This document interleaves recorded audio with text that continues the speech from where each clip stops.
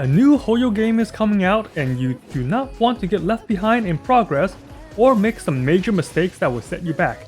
So this video will help streamline your early experience and feel less FOMO.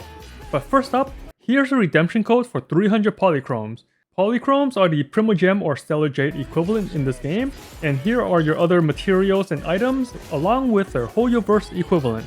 Now that you have it memorized, let's start with your proxy level.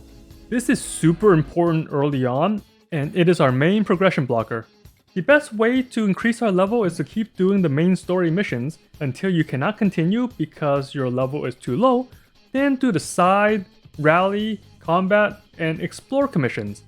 To check side commissions or side quests, go to the inner knot menu, which is the web circle icon on the bottom right. Some side quests only occur during specific times. Most of the shops also close at night, but you can rest on the sofa to forward time to the next phase. To accept new quests, go to notifications and click on any of the ones with blue text. You can also filter out the non-quests on the bottom right. Some of the combat and explore commissions can be repeated, but you will only get EXP on your first clear. But there is a reason to go back in. If you did not complete all the side objectives in one run, you can go back in and only work on the side objectives that you missed, and it will still count. You do not have to do all 3 side objectives in one run. And do not bother playing on challenge mode. This mode does not give extra rewards, and you can always come back to it later.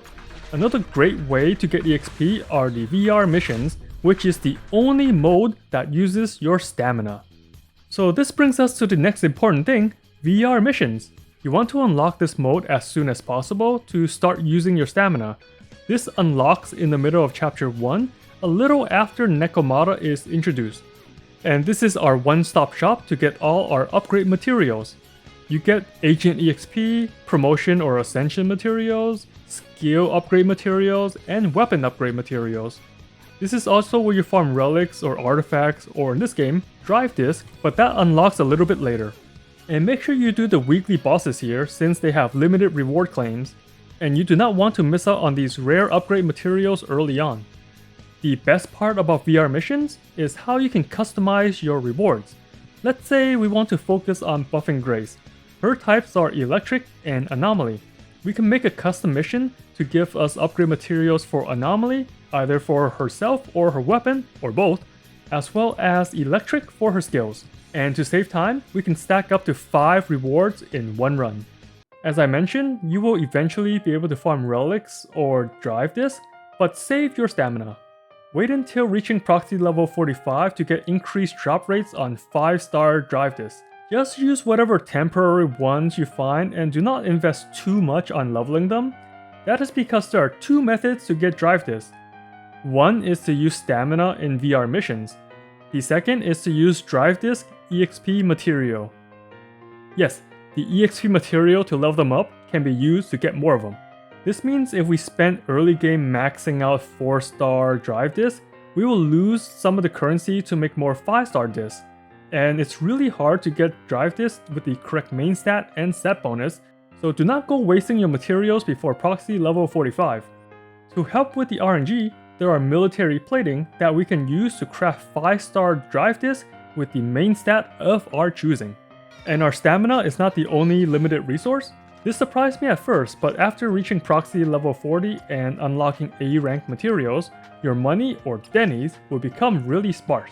Leveling characters up to 20 is really cheap, but after that, start focusing your materials on 2 main DPS.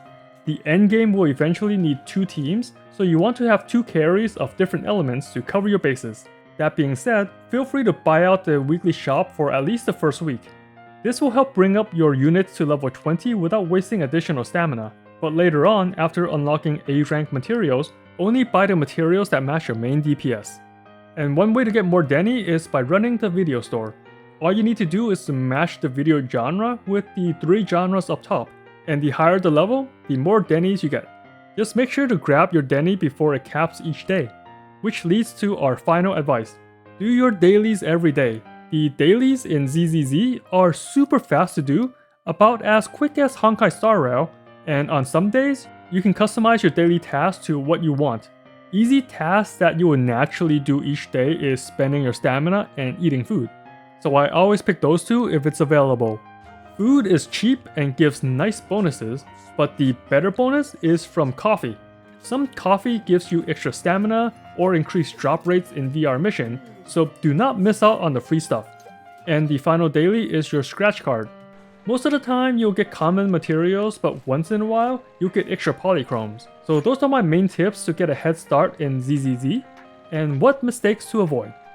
Quick summary is to rush the main story to unlock VR missions, spend your stamina to upgrade your carry while avoid wasting it on drive disk, make sure to get the weekly rewards from the VR missions and the shop, do all your quests, and do your fast dailies. Thanks for watching and sticking around, and as always, have fun out there, Proxy.